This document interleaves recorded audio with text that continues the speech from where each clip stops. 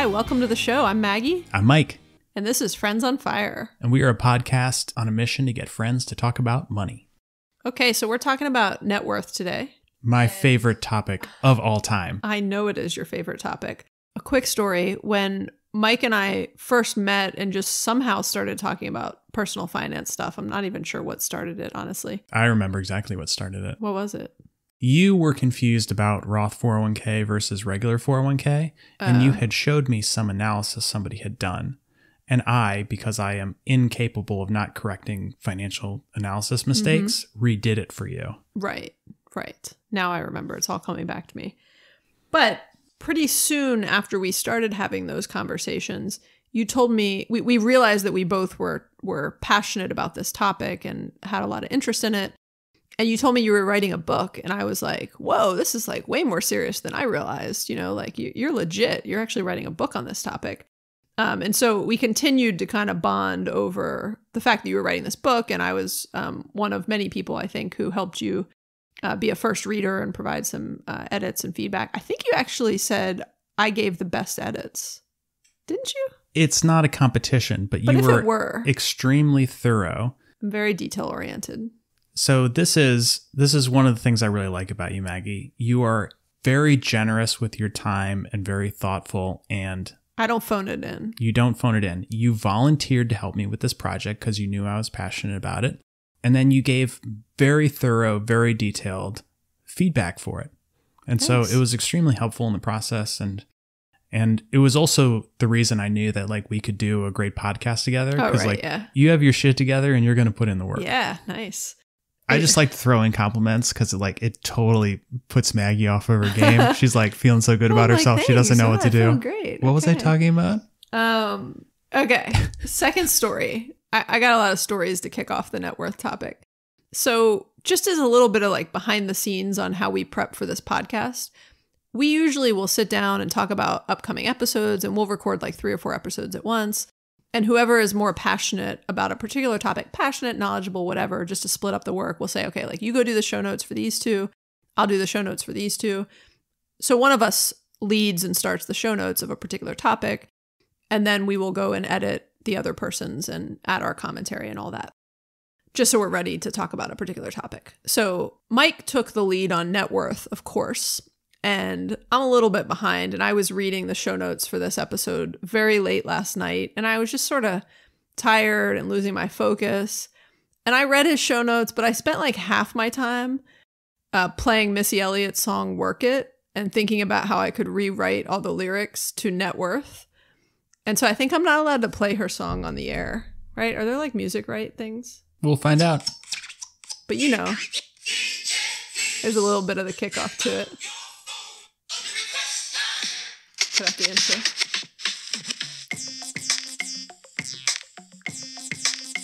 This is a great song. It really makes me think of net worth. God, there's such a long lead in. This is Maggie Tucker.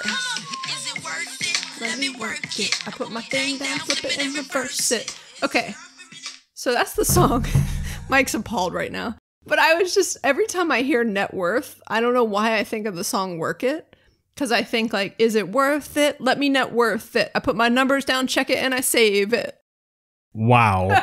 I was not expecting you to rap this morning. Oh my God, I told Mike not to read the show. I was like, I added a few comments to the show notes. Do not read it in advance. And it was my attempt to rewrite all of Missy Elliott's lyrics to Work It about net worth it. Because I just think like, is it worth it? Let me net worth it. Anyways. Do you think anybody's still listening to this episode now? Probably not. We probably just lost the 12 listeners we had. Okay. That's all I got to add to this episode because Mike's really going to lead the discussion on net worth.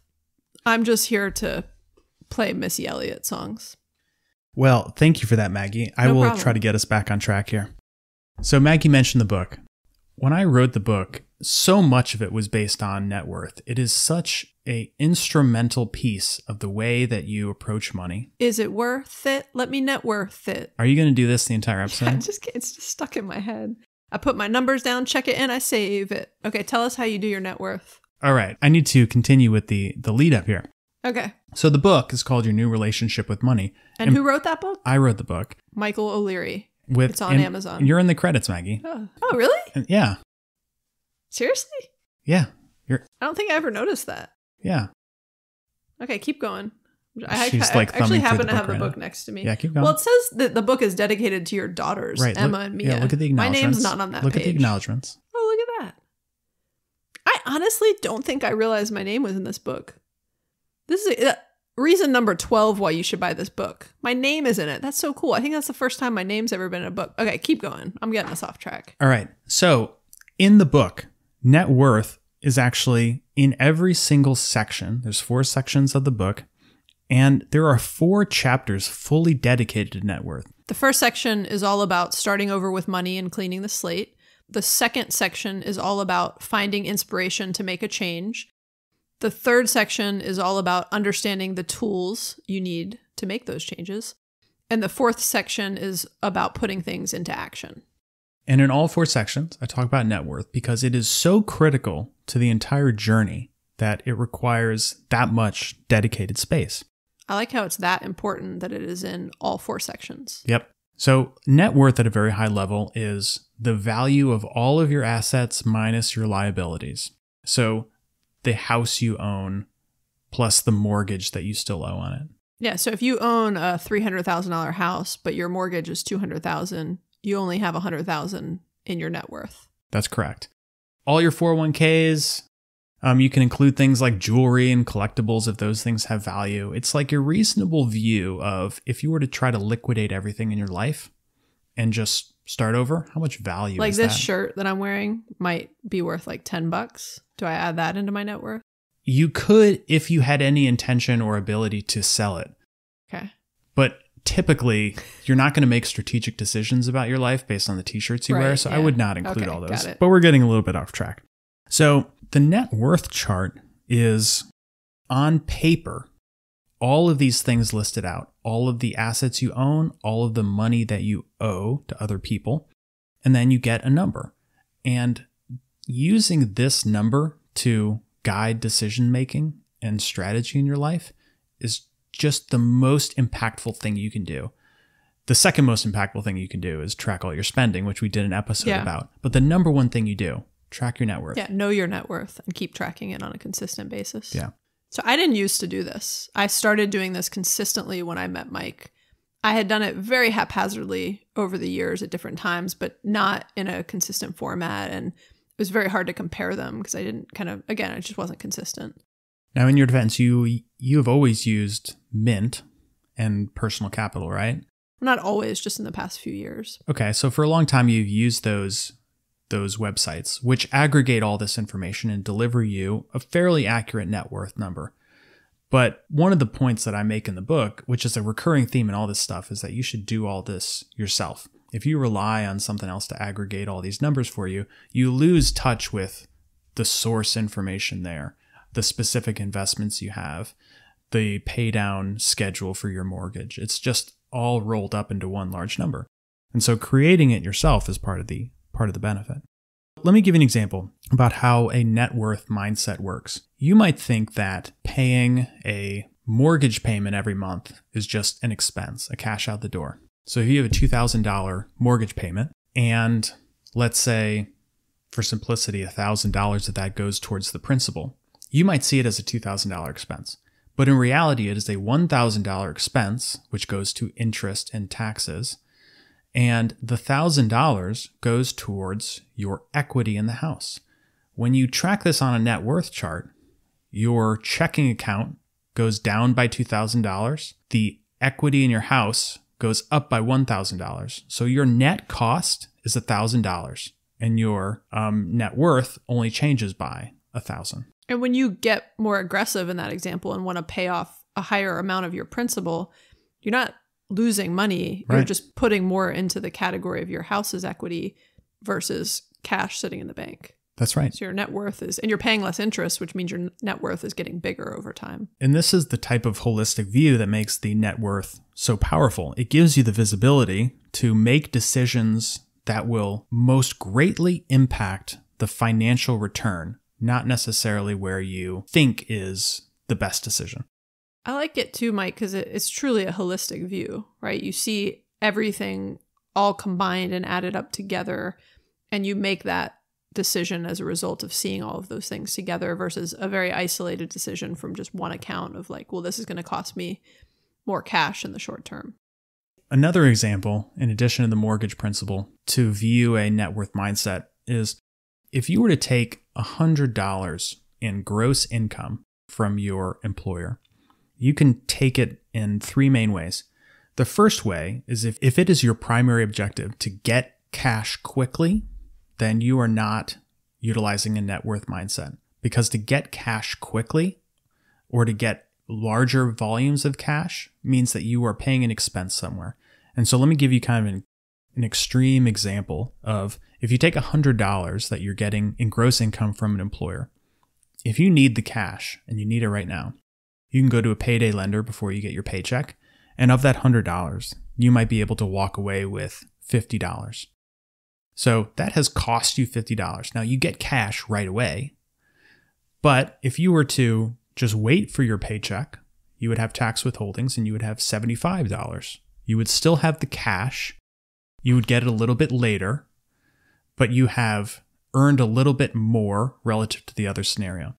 Now, if you don't need the cash for 30 years, let alone a few days, you can put it into a 401k and you're going to get, let's call it a 6% match from your employer. You don't pay taxes on it now. And so now instead of having $75 in cash from your paycheck or $50 from a payday lender, you have $106. So you have your original $100, you didn't pay taxes, and you got a 6% match. And so you want to be making decisions like this. You want to say, I'm going to put it into the 401k and get the match versus just take it and pay taxes or get it even quicker and go to a payday lender. That is the net worth mindset.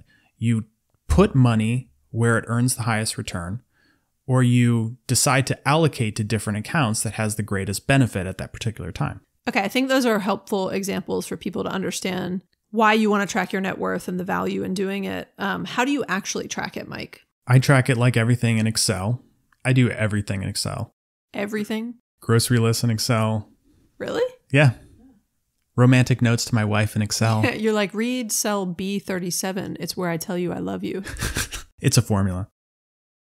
So I build it all in Excel, and this can be as simple or as complex as you like. I actually have quite a simple net worth chart. I list out retirement accounts, and so I'll have my personal IRA, and then I will list out each investment in that IRA and the value associated with it at that time. I do it on the first of every month. And then I have my house, and when I had a mortgage, I put the mortgage balance on there, list the cars, list cash in my checking account, how much is in the 529, all that stuff. And basically, it's a snapshot of time. You pick a day of the month. You try to pick a consistent day, pick a like consistent the first day of every month, or go into all your accounts, write down all the numbers, and then you get your net worth. And it's worth noting, Mike, even if you use an app like Personal Capital or Mint or something else, like open that app to write down the amounts into a manual spreadsheet. Those apps could go away at some point. There could have a glitch where it pulls your accounts out, all sorts of things. And so you can still use those apps to make it easier for you to collect all your numbers, but put the numbers into a spreadsheet that you own and that is your property. It's critical that you do this with every account and do it down to the penny. If you are just saying, well, I think my account has this amount of money, and you type that in there, you might be close. You might end up getting more and more wrong. You might miss a surprise investment turn that you weren't expecting. And so you need to go through, really document every single number for that month. I think, Mike, when you say down to every penny, I think I might actually take an approach that is even more down to every penny than yours, because correct me if I'm wrong, but I put in from some template I got before knowing you, I put in even my credit card amounts. Like I'll use credit cards for just all of our daily expenses. And it gets tricky because on that day of the month, I may not have paid a bill yet. I auto pay it, every month when it's due. But there could be a month where I have we're doing a bunch of work on a rental house right now. There could be a month where I have like $20,000 on a card, and I'm going to pay it off in a week, but it would be an inaccurate view of my net worth to not show the liability of $20,000. because otherwise it would look like I have 20,000 more than I actually have. And you don't think I do that? I thought for some reason you didn't put your credit card balances in your net worth. I do. Oh, you do. Sorry. I should know better. Of course. Of course you do. I track everything, Of course Maggie. you do. I even put in like my PayPal and Venmo accounts because, sometimes I have a credit in those accounts versus not. And so. Okay, so you've caught me. I don't put my PayPal and Venmo accounts in there. I knew it. Because like at most. I knew it. Maybe. I knew it, Mike. I knew it. Maybe there's $50 in there. I know, I'm just kidding.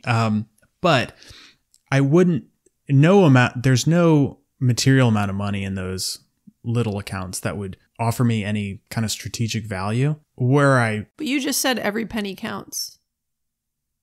What is it? What is it, Mike? Okay. Does every penny really count or not? This is a hard-hitting discussion, guys. I'm not going to let him get away with this.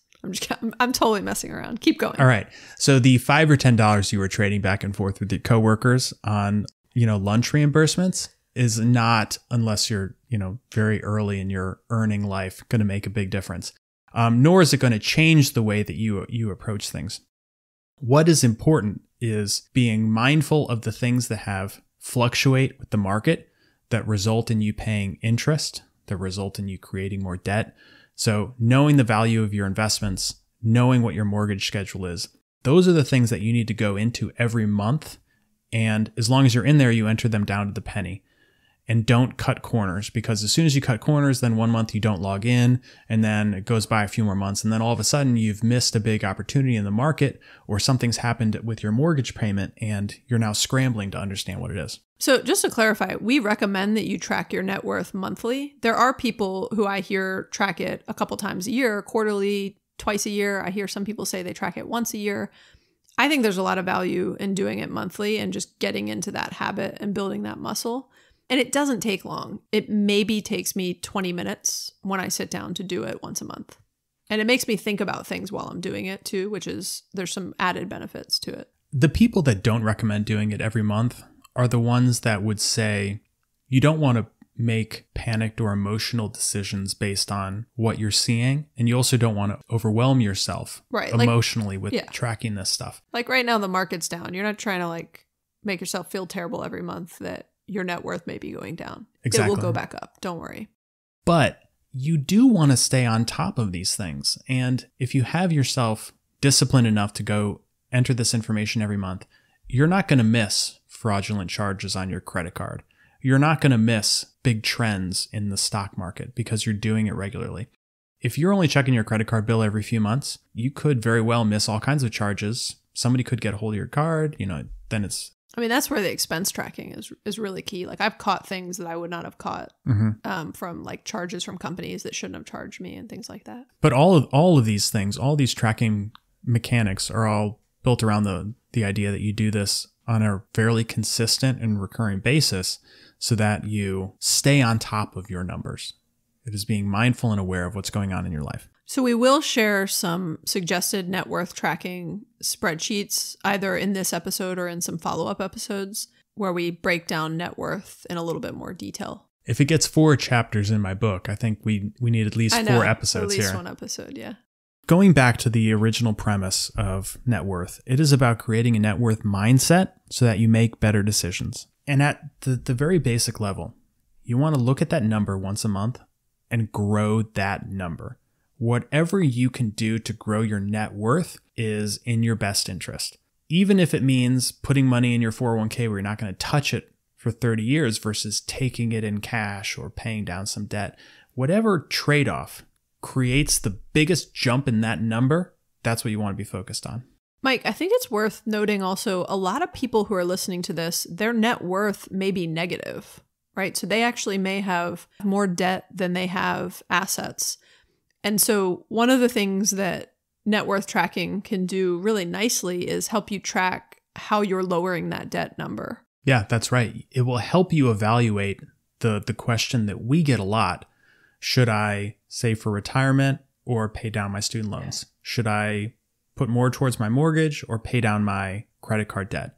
And if you have this chart and can track the benefit of moving money into those different accounts, you'll get that answer. I think another benefit is for people who are in debt, which is most people in the world, unfortunately. But for people who are in debt, I think a net worth tracker can really put it in perspective because you see everything in one place.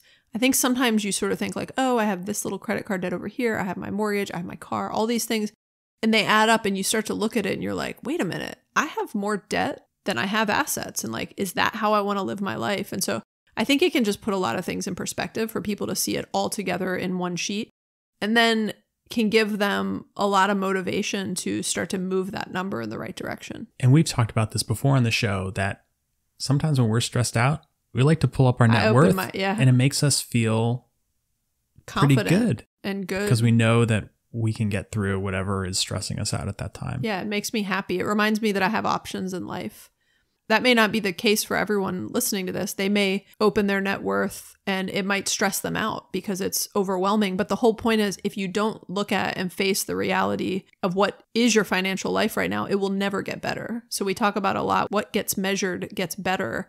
The initial measurement might be kind of depressing and overwhelming to you, but you got to start there. You got to understand what your overall net worth is and then constantly be focused on how you improve it. And it will create a little bit of motivation for you. Yeah, it's a life change. It's why you say it's so many, points in your book, Mike. It's a life-changing approach to track your net worth and focus on it. Oh, one thing that I just was thinking about, Mike, is for a lot of people, some of their net worth may be heavily tied into their home, right? And their house that they may own part of. When you think about amounts that you have to put in for assets like your house, so you need to know the value of your home. Don't overthink that, right? Just use your best estimate, value your car, etc. Like go to Kelley Blue Book and put in the value of your car, adjust it maybe every 6 months or something.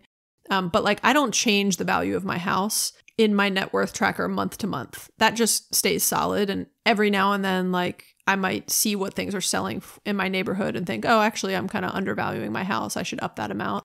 But things like that, you don't need to overthink. Just put in your best guess and you don't need to change it every single month. Just revisit it a couple times a year, perhaps. And there's no value in being overly generous with these values. This chart is just for you. If your house is really worth $250,000 and you say it's worth $500,000, it's not helpful. It is not. It is the opposite of helpful. So like, just be honest with yourself about if you were to sell it today, what would you get? Yeah. Minus realtor fees. So I really lowball the value of my house. So we will do some follow-ups on net worth because I love it and Maggie can't prevent me from doing these. Sorry. Episodes were too long. Oh, no, sorry. I was just making Missy Elliott references again. Oh my God. In the follow-up episodes, I will also sing to you or rap to you Missy Elliott songs. All right. So let's do our key takeaways. Is number one Missy Elliott? That is has nothing to do with net worth. All right. Number one, from here on out, every decision you make about money comes down to one question. How does this impact my net worth? Number two, a net worth chart reviewed regularly will enable you to make more strategic decisions and just have an honest view at your financial situation. Number three, evaluate the dollar amount you are growing your net worth relative to your spend. If you grow $10,000 a year, you might think that's a big number. But if you spend $150,000 a year, you're not really growing that much relative to what you're spending.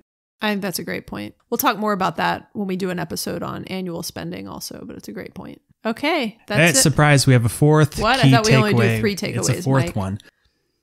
Net Is worth. it Missy Elliott? No, it is not Missy Jeez. Elliott. Net worth is the most important tool you have. There's one thing you take away from the show. Create a net worth chart and track it. Look, I'm going to argue with you there. If there's one thing you take away from this show, Mike, it's, is it worth it? Let me net worth it. I put my numbers down, check it, and I save it. That's what you should take away. I can't argue with that. Mike doesn't even know what to do when I start trying to rap. Okay, let's wrap this up. Speaking of rap, let's wrap this up. That's good, terrible. right? That was nice. All right, Mike's Minute on the mic. Okay, I got a good Mike's Minute on the mic for you today, Mike. All right, let's do it. 60 seconds. Since I was quoting some Missy Elliott songs earlier, I'd like you to tell me what kind of music you like to listen to and some of your favorite artists.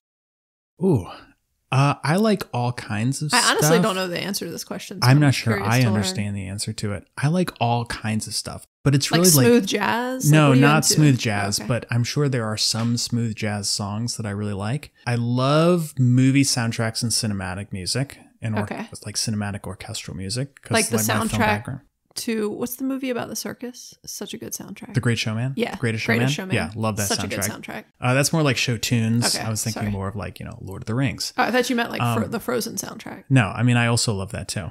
But I think I enjoy kind of like poppy music. Okay.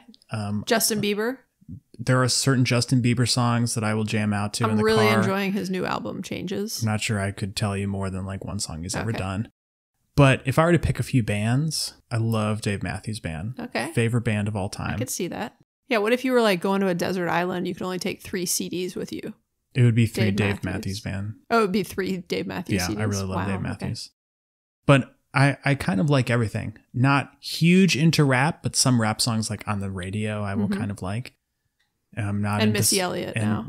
I guess Missy Elliott, that one song is now a favorite of mine. But I'm not particularly attached to one genre or another. I just kind of like what comes on the radio. Okay, nice. Once again, it's impossible for me to not talk for 60 seconds and just let you answer a question.